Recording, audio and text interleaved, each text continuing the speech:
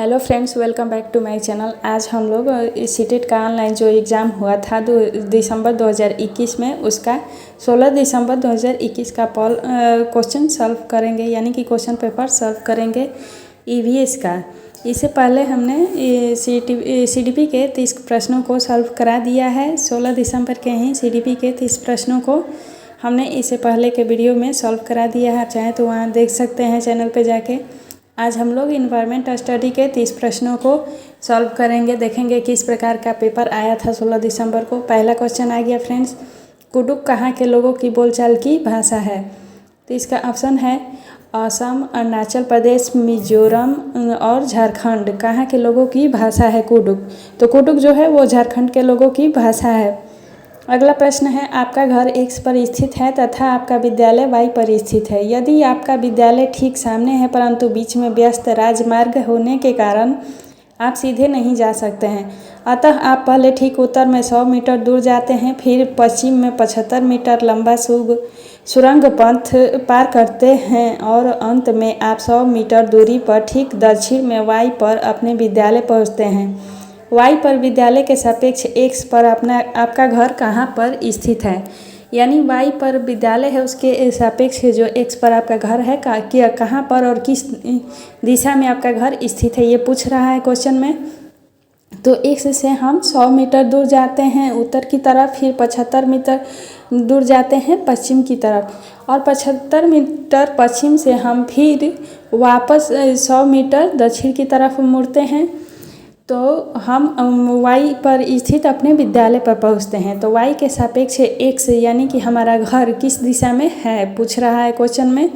तो वाई के सापेक्ष हमारा घर जो है वो 75 मीटर ठीक पूर्व में स्थित है, यानी कि 75 मीटर हम पश्चिम में चल चुके हैं, तो 75 मीटर नीचे इसके ठीक पूर्व में हमारा घर स्थित है विद्यालय के। तो यहाँ हमारा राइट ऑप्शन हो जाएगा ऑप्शन नंबर 3, यानी कि 75 मीटर ठीक पूर्व में हमारा घर स्थित है विद्यालय के। अगला प्रश्न देखते हैं फ्रेंड्स, क्वेश्चन नंबर 3 सही है यहाँ पर। अगला क्वेश्चन देखते हैं, कोई रेलगाड़ी नागरकोइल से 5 जून 2020 को प्रातः 4:15 बजे स्टेशन छोड़कर 7 जून 2000 को प्रातः 3:15 बजे गांधी धाम पहुँचती है। रेलगाड़ी द्वारा चली गई दूरी 2640 किलोमीटर है। यात्रा की अवधि में रेलगाड़ी की औसत चाल किलोमीटर घंटा में है, लगभग कितना है ये बताना है। फ्रेंड्स, आप लोग इस क्वेश्चन का आंसर देख लीजिएगा, हमें थोड़ा डाउट हो रहा है, ज़्यादा मैथ भी मुझे नहीं आता है, परंतु आपको क्वेश्चन दिखा दिया कि किस प्रकार का क्वेश्चन आता है। ये क्वेश्चन भी बार बार सीटेट में रिपीट होता है, एक बार नहीं कई बार पूछा जा चुका है। अगला क्वेश्चन देखते हैं। अगला क्वेश्चन है, बिहार के लोगों के लिए मधुमक्खी पालन लीची प्रारंभ करने की सबसे अच्छी अवधि है, यानी कि बिहार के लोगों जो मधुमक्खी पालन करते हैं उनके लिए सबसे अच्छी अवधि कौन सी है? जुलाई से सितंबर, अक्टूबर से दिसंबर, जनवरी से मार्च या फिर अप्रैल से जून के बीच। तो जो मधुमक्खी पालन का वो समय है वो उचित समय अक्टूबर से दिसंबर के बीच है, यानी कि ऑप्शन नंबर 2 हमारे यहाँ पर सही है। अक्टूबर से दिसंबर के बीच मधुमक्खी पालन होता है। अगला क्वेश्चन है, वेलक्रो का उपयोग बहुत ही चीज़ों को एक दूसरे के साथ चिपकाने में किया जाता है। निम्नलिखित में से किसने प्रकृति से प्रेरणा लेकर वेलक्रो को बनाया था? तो ऑप्शन है Isaac Asimov, Ronald Ross, George Mestral, Gregor Mendel. तो वेलक्रो का जो उपयोग है वो पहली बार जॉर्ज मेस्ट्रल ने किया था। वेलक्रो फ्रेंड्स वो होता है जो कि बैग, जूते इत्यादि में काला रंग का होता है, एक दूसरे से चिपकाने के लिए हम प्रयोग करते हैं। अक्सर आप देखे होंगे बैग में हमारे चिपकाने के लिए ऐसा वेलक्रो लगा होता है। अगला क्वेश्चन देखते हैं, निम्नलिखित में से कौन सा भारत का संघ शासित प्रदेश है? तो भारत का संघ शासित प्रदेश पूछ रहा ऑप्शन है अरुणाचल प्रदेश, मणिपुर, मेघालय और जम्मू कश्मीर। तो हमारा संघ शासित प्रदेश कौन है? ये सभी तो राज्य हैं। जम्मू कश्मीर जो है वो यानी कि ऑप्शन 4 हमारा सही है। जम्मू कश्मीर जो है वो संघ शासित प्रदेश है। बाकी अरुणाचल प्रदेश, मणिपुर और मेघालय ये तीनों हमारे राज्य हैं। जम्मू कश्मीर केंद्र शासित राज्य है। अगला क्वेश्चन देखते हैं, हमारे देश के नीचे दिए गए राज्यों में किसमें एल्यूमिनियम की खान है? उड़ीसा में, असम में, बिहार में या फिर चौथा ऑप्शन है पश्चिम बंगाल में। तो एल्यूमिनियम की खान हमारे देश में किस राज्य में स्थित है? तो एल्यूमिनियम की खान जो है वो उड़ीसा में स्थित है। यानी कि हमारा क्वेश्चन नंबर 1 यानी कि ऑप्शन 1 सही है, उड़ीसा। तो एल्यूमिनियम जो है उड़ीसा में सबसे ज़्यादा होता है। अगला क्वेश्चन देखते हैं। यहाँ हमारा क्वेश्चन नंबर 1 सही है, ऑप्शन नंबर 1 सही है, उड़ीसा। अगला क्वेश्चन देखते हैं फ्रेंड्स, ब्रेल लिपि से है। ब्रेल लिपि में मोटे कागज़ पर उभरे हुए बिंदु बने होते हैं, यह लिपि आधारित होती है। तो ब्रेल लिपि कितने बिंदुओं पर आधारित होती है पूछ रहा है। ऑप्शन है 5 बिंदुओं पर, 6 बिंदुओं पर, 7 बिंदुओं पर या फिर 8 बिंदुओं पर। तो ब्रेल लिपि जो है वो 6 बिंदुओं पर आधारित होती है, उसमें 6 बिंदु बने होते हैं। अगला क्वेश्चन देख लेते हैं। प्याज की फसल उगाने के लिए कई तरह के कार्य करने होते हैं, नीचे दिए गए चरणों पर विचार कीजिए और वह विकल्प चुनिए जिसमें इन चरणों को सही क्रम में दिया गया है। तो प्याज की फसल उगाने के लिए क्रम यहाँ पर चरण दिया गया है, पहले क्या करते हैं उसके बाद क्या करते हैं, वैसे चरण दिए गए हैं, ये सभी को बताना है। ऑप्शन है मृदा को खोदकर नरम बनाना, प्याज के ऊपर सूखी पत्तियों को काटना, बीज बोना, खरपतवार हटाना और प्याज को उखाड़ कर निकालना। तो इनका हमें क्रमानुसार सजाना है। नीचे हमारे ऑप्शन भी दे रखे हैं, तो हम इसमें पहले क्या करेंगे फ्रेंड्स, ये हमें बताना है। नीचे देखिए ऑप्शन दे रखे हैं, इन्हें क्रमानुसार सजाना है। ACDEB, ADCBE, ACDBE या फिर ADCEB, इनमें से कौन सा ऑप्शन हमारा सही है। तो सबसे पहले हम देख लेते हैं कि किस क्रम से हम प्याज का खेती करेंगे, यानी कि उसे किस प्रकार से उगाएंगे, क्या करेंगे पहले। तो सबसे पहले तो हमें प्याज की कृषि करने के लिए ऑप्शन 1 ही सही है, मृदा को खोदकर नरम बनाना होता है। तो यहाँ ऑप्शन ए पहले नंबर पर आएगा। उसके बाद हमें मृदा को खोदकर नरम बनाएंगे, उसके बाद फिर बीज बोएंगे, यानी कि ऑप्शन सी होगा। फिर बीज बोने के बाद हम खरपतवार हटाएंगे, यानी कि बीज थोड़ा बड़ा होगा तो उसमें जो खरपतवार फालतू का इकट्ठा होता है उसे हटाना होता है, और उसके बाद हम प्याज को उखाड़ कर निकालेंगे, यानी कि ACDE होगा उसके बाद। और फिर लास्ट में हम जो प्याज को निकालेंगे उसके ऊपर सूखी पत्तियां होती है उसे काट कर हटाएंगे। इस प्रकार से हमारा प्याज तैयार होता है। तो यहाँ ऑप्शन ए ही हमारा सही है, ACDE और B, इस क्रम से हम प्याज की खेती को करेंगे। तो हमारा यही क्रम सही है फ्रेंड्स, याद रखिएगा। इस प्रकार के क्वेश्चन पूछते हैं EVS में सीटेट के। अगला क्वेश्चन देखते हैं। हमारे देश में एक स्थान है जिसे ठंडा रेगिस्तान कहते हैं। तो हमारे देश में एक स्थान है जिसे ठंडा रेगिस्तान कहते हैं। वह क्षेत्र जो है ऊंचा है, सूखा है और समतल है, यह क्षेत्र स्थित है। तो यह क्षेत्र कहाँ पर स्थित है। ऑप्शन है शिलांग मेघालय में, दार्जिलिंग पश्चिम बंगाल में, शिमला हिमाचल प्रदेश में या फिर चौथा ऑप्शन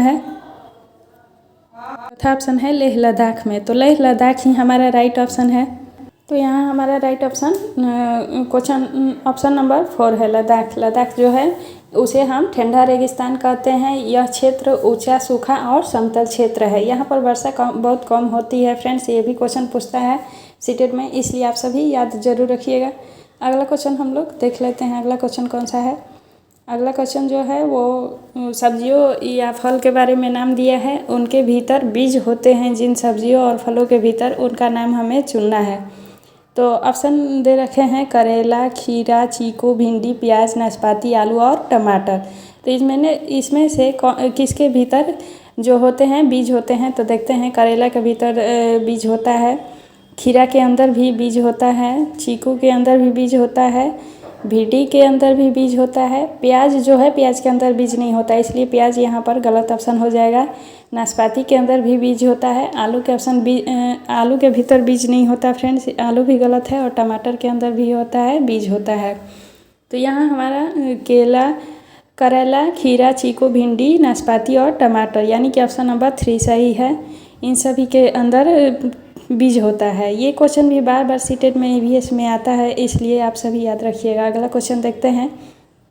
नीचे दिया गया कौन सा जंतु भालू जैसा दिखता है परंतु भालू नहीं है। यह दिन में लगभग 17 घंटे वृक्षों की शाखाओं से उल्टे लटक कर सोता है और उसी वृक्ष की पत्तियां खाता है। मतलब ये जिस वृक्ष पर सोता है यानी कि रहता है और उसी वृक्ष की पत्तियों को खाता है।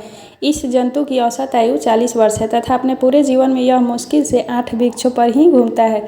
यानी कि 40 वर्ष का इसका जीवन होता है और मुश्किल से वह 8 वृक्षों पर 40 साल अपना गुजार देता है। यानी कि एक वृक्ष पर वह 5 साल रहता है और जिस वृक्ष पर यह रहता है उसी की पत्तियों को खाता है।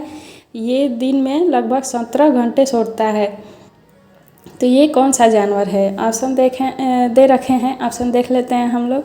चिंपैंजी, लंगूर, पैंडा या फिर स्लॉथ। कौन सा ऑप्शन इसमें से राइट होगा? तो हमारा राइट ऑप्शन स्लॉथ होगा, यानी कि ऑप्शन नंबर 4 हमारा यहाँ पर राइट है।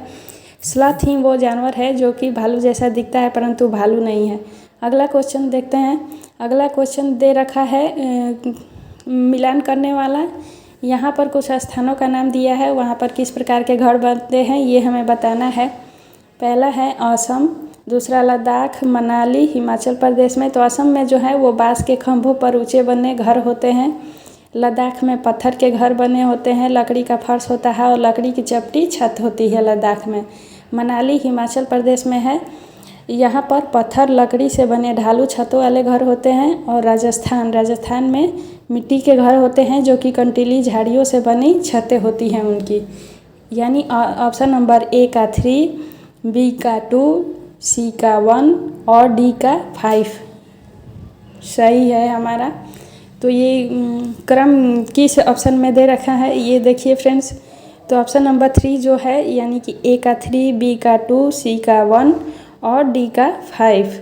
तो हमारा ऑप्शन नंबर 3 यहाँ पर राइट ऑप्शन है। ये भी क्वेश्चन बार बार सीटेट में आता है, इसलिए आप सभी याद रखिएगा। अगला प्रश्न देखते हैं। हमारी पृथ्वी ग्लोब की भांति गोल है। वास्तव में पृथ्वी पर ऊपर या नीचे कुछ नहीं होता, यह सब सापेक्ष है। हम भारत के लोग वास्तव में पृथ्वी के पृष्ठ पर नीचे दिए गए जिस देश के लोगों के सापेक्ष उल्टे खड़े हैं वह देश है। तो हम भारत के लोग जिस पृथ्वी पर नीचे दिए गए जिस देश के सापेक्ष उल्टे खड़े हैं तो वो कौन सा देश है? अर्जेंटीना है। ग्लोब पर हमारी पृथ्वी जो है, भारत जो है यानी कि ग्लोब पर अर्जेंटीना के सापेक्ष उल्टा है। अगला प्रश्न देखते हैं। अपने खेतों में अधिक उपज प्राप्त करने के लिए कोई किसान उर्वरकों और पीड़कनाशियों का अधिकतम प्रयोग करके खेतों को बार बार धान की फसल उगा रहा है। उसका यह व्यवहार उसके खेतों की मृदा को क्या करेगा? तो ऑप्शन देखते हैं। केवल धान की फसलों के लिए उपयोगी बनाएगा, अन्य फसलों के लिए भी उपजाऊ बनाएगा, तीसरा है जुताई और बुआई के लिए उपजाऊ बनाएगा, या फिर अंततः किसी भी फसल को उगाने के लिए अनुपयुक्त बनाएगा। तो बार बार जो है वो पीड़कनाशियों यानी कि कीटनाशकों का प्रयोग करने से हमारे खेत जो होता है, खेतों के बंजर होने की संभावना होती है, इसलिए ऑप्शन 4 सही है। अंततः किसी भी फसल को उगाने के लिए अनुपयुक्त होगा। अगला क्वेश्चन देखते हैं। निम्नलिखित में से कौन सा समूह ईवीएस पाठ्यक्रम में सुझाए गए 6 थीमों में से 4 को सही ढंग से प्रस्तुत करता है? तो ईवीएस में जो 6 थीम हैं उनमें से 4 को कौन सा ऑप्शन सही ढंग से प्रस्तुत कर रहा है? ऑप्शन देखते हैं। पहला में है पौधे, जानवर, परिवार और भोजन पदार्थ।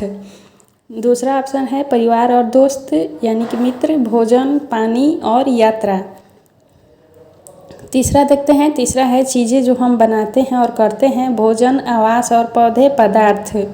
और चौथा ऑप्शन देखते हैं फ्रेंड्स। चौथा नीचे ऑप्शन है। चौथा ऑप्शन है काम और खेल, भोजन, पदार्थ और यात्रा। इनमें से कौन सा ऑप्शन है जो 4 थीमों को सही क्रम से दर्शा रहा है? यहाँ हमारा ऑप्शन नंबर 2 सही है। परिवार और दोस्त, भोजन, पानी और यात्रा, ये 4 मुख्य थीम हैं। और 4 के अंतर्गत भी 2 और हैं, उसमें से एक है चीज़ें जो हम बनाते हैं और करते हैं, और दूसरा है काम और खेल। इन 6 थीमों को आप याद रखिएगा फ्रेंड्स, ये सभी बहुत इम्पॉर्टेंट है। और इन 6 थीमों में से 2 ऐसे थीम हैं जिनके उप थीम भी हैं, यानी कि 4 सब थीम भी हैं, उसको हम कभी बता देंगे वीडियो में। अगला क्वेश्चन देखते हैं। शिक्षार्थी के पोर्टफोलियो बनाने के लिए अच्छे तरीके क्या हैं? तो शिक्षार्थी के लिए पोर्टफोलियो जो तैयार करते हैं उसके लिए सही तरीका क्या है? ऑप्शन है।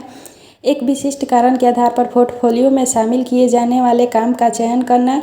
दूसरा, एक शिक्षार्थी की काम की सभी वस्तुओं का चयन करना। तीसरा है शिक्षार्थी को अपने काम का चयन और उसको अपने पोर्टफोलियो में शामिल करवाना। चौथा है एक समय अवधि में शिक्षार्थियों के कामों के विभिन्न स्तरों को इकट्ठा करना।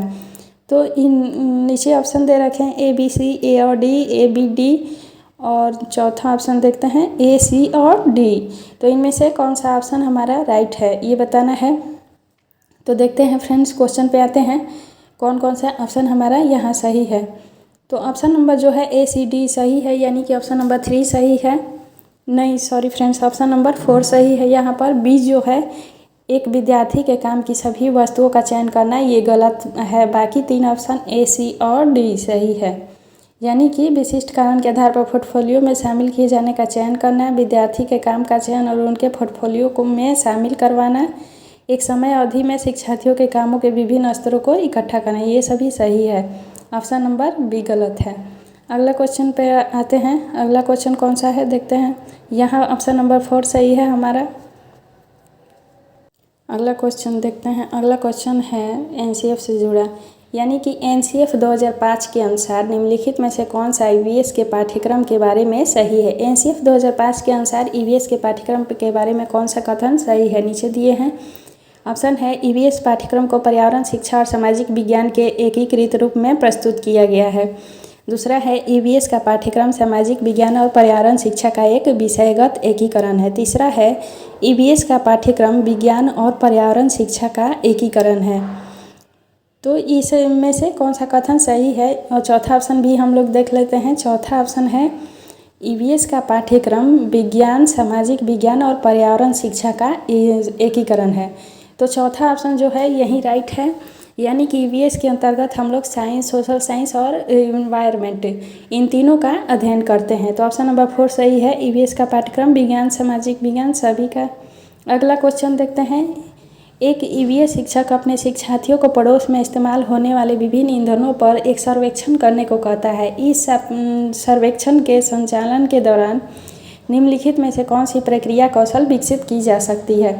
ऑप्शन है, परिकल्पना बनाना, समालोचनात्मक चिंतन, गहन चिंतन करना, रिकॉर्डिंग, अभिलेखन और सुनने का कौशल विकसित करना, या फिर पूर्व अनुमान और रिपोर्टिंग कौशल करना। तो इनमें से तीसरा ऑप्शन सही है, रिकॉर्डिंग, अभिलेखन और सुनने के कौशल को विकसित किया जा सकता है शिक्षक के द्वारा विद्यार्थियों को पड़ोस में उपयोग होने वाले संसाधनों का सर्वेक्षण कराकर। अगला क्वेश्चन देखते हैं। सीखने के लिए निरंतर आकलन के आवश्यक तत्व क्या हैं। तो सीखने के लिए निरंतर आकलन के लिए आवश्यक तत्व क्या हैं, नीचे ऑप्शन है। इसका उपयोग बच्चों के बारे में फैसला सुनाने के लिए किया जाता है। दूसरा, इसे सीखने की स्थितियों में निहित किया जाना चाहिए। तीसरा, यह शिक्षकों को उनकी शिक्षण विधि को समायोजित करने की गुंजाइश प्रदान करता है। या फिर चौथा, एक शिक्षार्थियों को अपने काम की निगरानी और सुधार के लिए कोई गुंजाइश नहीं प्रदान करता है। तो कौन सा ऑप्शन सही है देखते हैं। इनमें से पहला जो है वो गलत है। इसका उपयोग बच्चों के बारे में फैसला सुनाने के लिए किया जाता है, ये तो बिल्कुल ही गलत है। दूसरा, इसे सीखने की स्थितियों में निहित किया जाना चाहिए, ये सही है। तीसरा है, यह शिक्षकों को उनकी शिक्षण अधिगम विधि को समायोजित करने की गुंजाइश प्रदान करता है, ये भी कथन सही है। और चौथा कथन जो है, यह शिक्षार्थियों को अपने काम की निगरानी और सुधार के लिए कोई गुंजाइश नहीं प्रदान करता, ये गलत है। तो ऑप्शन नंबर सी यानी कि 3 सही है, बी और सी सही है। अगला क्वेश्चन देखते हैं फ्रेंड्स। अगला क्वेश्चन है, कुणाल ने कपड़ों की बंधेज की रंगाई पर कार्यशाला करने के लिए अपने विद्यालय में एक स्थानीय कारीगर को आमंत्रित किया है। स्थानीय कारीगर को आमंत्रित करने के उद्देश्य निम्नलिखित में से इसके अतिरिक्त है। यानी कि 3 सही ऑप्शन हैं, बाकी एक जो है वो गलत कथन है। तो कारीगर को आमंत्रित करने का क्या उद्देश्य नहीं है। ऑप्शन है, शिक्षार्थी कारीगर के ज्ञान और कौशल की सराहना करें। दूसरा है, शिक्षार्थी टाई और रंगाई के उपयोग हुए तकनीक की सराहना करें। तीसरा है, शिक्षार्थियों को स्थानीय भाषा सीखने में मदद करता है। चौथा है, टाई और डाई को हाथ से करने के अनुभव प्रदान करना। तो इनमें से कौन सा ऑप्शन है जिसका प्रयोग नहीं किया जाता, यानी कि वो गलत कथन है। तो जो ऑप्शन नंबर 3 है यही गलत कथन है, शिक्षार्थियों को स्थानीय भाषा सीखने में मदद करता है, ये बिल्कुल गलत कथन है। ए, बी और डी, यानी कि पहला, दूसरा और चौथा ऑप्शन सही है हमारा, तीसरा नंबर ऑप्शन गलत है। अगला क्वेश्चन पर आते हैं। अगला क्वेश्चन देखते हैं फ्रेंड्स। अगला क्वेश्चन है, मेहर के पास कक्षा के कुछ शिक्षार्थी हैं जो प्राकृतिक आपदा के कारण अपने मूल स्थान से विस्थापित हो गए हैं और उन्हें विद्यालय वातावरण में समायोजित करने में समस्या है। एक ईवीएस शिक्षक के रूप में आप क्या करेंगे। तो कुछ शिक्षार्थी हैं जो आपदा के कारण अपने स्थल से विस्थापित यानी कि दूर हो गए हैं, तो उनको विद्यालय में के वातावरण में समायोजित करने के लिए ईवीएस के शिक्षक क्या करेंगे। कुछ ऑप्शन है, धैर्यवान होंगे ताकि वे स्वाभाविक रूप से समय के साथ समायोजित हो सके। दूसरा है केवल विस्थापित शिक्षार्थियों का एक समूह बनाएंगे और उन्हें समूह कार्य देंगे। तो ये तो बिल्कुल गलत कथन है फ्रेंड्स, उन्हें अलग नहीं करना है। तीसरा ऑप्शन है उन्हें एक तथ्य के रूप में विस्थापन को तुरंत स्वीकार करने और आगे बढ़ने के लिए प्रोत्साहित करेंगे। ये तो सही बात है। अगला क्वेश्चन है उन्हें एक शिक्षार्थियों के साथ बातचीत करने में मदद करेंगे और उनकी कहानियों को साझा करेंगे। ये बिल्कुल सही है। ऑप्शन नंबर 4 यहाँ हमारा सही है, बाकी 3 ऑप्शन गलत हैं। अगला क्वेश्चन देखते हैं समुदाय संसाधन के रूप में उपयोग करने का औचित्य है। समुदाय का संसाधन के रूप में उपयोग करने का क्या औचित्य है? ऑप्शन है यह समुदाय के सभी ज्ञान को अनायास स्वीकार करने में मदद करता है। दूसरा है यह बिना प्रश्न करे स्थानीय ज्ञान को लोकप्रिय बनाने और फैसले में मदद करता है। तो ये गलत है, स्थानीय ज्ञान को लोकप्रिय बनाने और फैलाने में समुदाय मदद नहीं करता है, और पहला ऑप्शन भी गलत है। तीसरा है समुदाय को अपने बच्चों को सीखने में हिस्सेदारी और उन्हें शामिल होने की ज़रूरत है। ये बिल्कुल सही कथन है। अगला है शामिल नहीं करने पर समुदाय नाराज़ होगा। ये गलत है। ऑप्शन नंबर 3 यहाँ पर सही है फ्रेंड्स, समुदाय बच्चों के सीखने की हिस्सेदारी करता है। अगला क्वेश्चन है आरोही ने अपने शिक्षार्थियों को अपनी कक्षा का मानचित्र खींचने को कहा, यह क्रियाकलाप विकास करने में सहायक होगा। तो आरोही विद्यार्थियों को मानचित्र खींचने का कार्य देती है, तो वो किसमें सहायक होगा? ऑप्शन है पूर्वानुमान और गणना के कौशल में, आंकड़ों के अभिलेखन में। तीसरा है अभिविन्यास और सापेक्ष स्थिति की समझ में, या फिर भूदृश्यों को खींचने का कौशल विकसित करने में। तो इसमें से किस कौशल का विकास होगा? तो ऑप्शन नंबर 3 सही है, अभिविन्यास और सापेक्ष स्थिति की समझ विकसित करना जरूरी है छात्रों में, इसलिए आरोही विद्यार्थियों को मानचित्र खिंचवाती है। अगला क्वेश्चन है निम्नलिखित में से क्या पाठ्यचर्या के विकास के लिए मार्गदर्शक सिद्धांत नहीं है? तो ऑप्शन है विद्यालय ज्ञान को बाह्य विश्व से जोड़ना। दूसरा है सुनिश्चित करना कि अधिगम रटंत विधियों से परे हो जाए। अगला है परीक्षा को आसान बनाना। ये तो गलत बात है। अगला ऑप्शन है पाठ्यचर्या को समृद्ध करना ताकि यह पुस्तकों को सीमित न रहे। तो ऑप्शन नंबर 1, 2 और 4 सही है। ऑप्शन नंबर 3 जो है वो गलत है। परीक्षा को आसान बनाना पाठ्यचर्या का उद्देश्य नहीं है। ईवीएस की शिक्षार्थियों को आकलन करते समय बचना होगा। तो ईवीएस में शिक्षार्थियों को क्या आकलन करते समय बचना होगा? ऑप्शन है जानकारी एकत्रित करने के विभिन्न तरीकों का उपयोग करने से। तो ये तो सही है। अधिक सटीक विवरण के लिए घटना की तत्काल रिकॉर्डिंग करने से। तीसरा है आकलन के आधार के रूप में समूह का उपयोग करने से। चौथा आकलन करते समय तकनीकी भाषा के उपयोग करने से। तो चौथा ऑप्शन हमारा यहाँ पर गलत है। आकलन का उपयोग करते समय तकनीकी भाषा का प्रयोग नहीं करना चाहिए। अगला क्वेश्चन है रोनाल्ड रास के बारे में कक्षा 5 में कहानी है जिसको 1902 में चिकित्सा के लिए नोबेल पुरस्कार मिला था। वह अपने जब उसने सिकंदराबाद के अस्पताल में काम करते हुए यह खोजा कि मच्छर मलेरिया फैलाते हैं, उनका अपने शब्दों में बताया कि कैसे उन्होंने मच्छर का पीछा करते हुए समय बिताया। मच्छरों के पेट को खोलने के लिए उसे काटा और उसका सूक्ष्मदर्शी के नीचे अवलोकन किया। रोनाल्ड रास की कहानी को ईवीएस में शामिल करने का क्या उद्देश्य है? तो ऑप्शन दे रखा है शिक्षार्थियों में वैज्ञानिक प्रक्रियाओं के बारे में समझने के में मदद करता है। शिक्षार्थियों की कहानियाँ लिखने के लिए प्रेरित करता है। तीसरा है शिक्षार्थियों में विभिन्न खोजों के बारे में अधिक रोमांचक कहानियों को इकट्ठा करने के लिए प्रोत्साहित करता है, या फिर विज्ञान इतिहास की सराहना करता है। तो यहाँ ऑप्शन नंबर ए, सी और डी सही है। ऑप्शन नंबर बी जो है वो गलत है। तो ऑप्शन नंबर 2 हमारा यहाँ पर सही है। रोनाल्ड रास को 1902 में नोबेल पुरस्कार मिला था। अगला क्वेश्चन देखते हैं फ्रेंड्स। भूषण अपनी कक्षा 2 की भाषा की कक्षा में थीम यात्रा को एकत्रित करना चाहते थे। आप किस संसाधन का सुझाव देंगे जो कक्षा में संपादन के लिए सबसे उपयुक्त है? तो ऑप्शन है यात्रा पर श्रव्य दृश्य क्लिप, यात्रा पर कविता, यातायात के साधनों पर मॉडल प्रतिमान, या फिर बच्चों के यातायात पर अपने अनुभव। यहाँ पर ऑप्शन नंबर 4 हमारा सही है। बच्चों का ये अनुभव जहाँ पर जुड़ गया वो क्वेश्चन बिल्कुल ही सही हो जाता है ऑप्शन, इसलिए ऑप्शन नंबर 4 यहाँ पर हमारा सही ऑप्शन है। अगला क्वेश्चन देखते हैं। ईवीएस कक्षा में शिक्षार्थी पड़ोस में एक भिखारी लड़के के बारे में अपने अन्वेषण यानी कि अपने अवलोकन को साझा करती है और जानना चाहती है कि उसके माता पिता उसे स्कूल क्यों नहीं भेजते हैं। एक शिक्षक के रूप में आप शिक्षार्थी को कैसे जवाब देंगे? तो ऑप्शन है आप उसे सुनेंगे और अपने पाठ्य योजना तक सीमित रहेंगे। दूसरा है पूरे भारत में भिखारियों की स्थिति की व्याख्या करेंगे। तीसरा है इस विषय को शिक्षार्थी के साथ अलग से चर्चा करेंगे। तो पहला और दूसरा ऑप्शन जो है वो तो बिल्कुल गलत है। तीसरा है वो भी गलत है। चौथा है उसके अवलोकन की सराहना करेंगे और पूरी कक्षा में इस पर चर्चा करेंगे। तो ऑप्शन नंबर 4 यहाँ पर राइट ऑप्शन हो गया। अगला क्वेश्चन है खेल और पहेलियाँ ईवीएस के शिक्षण और अधिगम में महत्वपूर्ण हिस्से हैं क्योंकि। तो खेल और पहेलियाँ जो हैं शिक्षण अधिगम में महत्वपूर्ण हिस्सा क्यों हैं?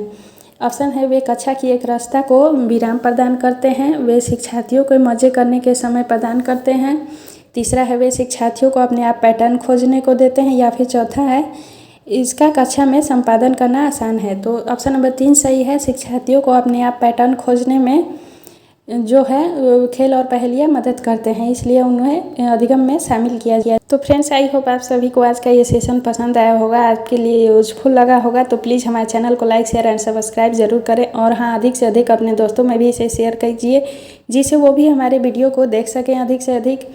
Thanks for watching video.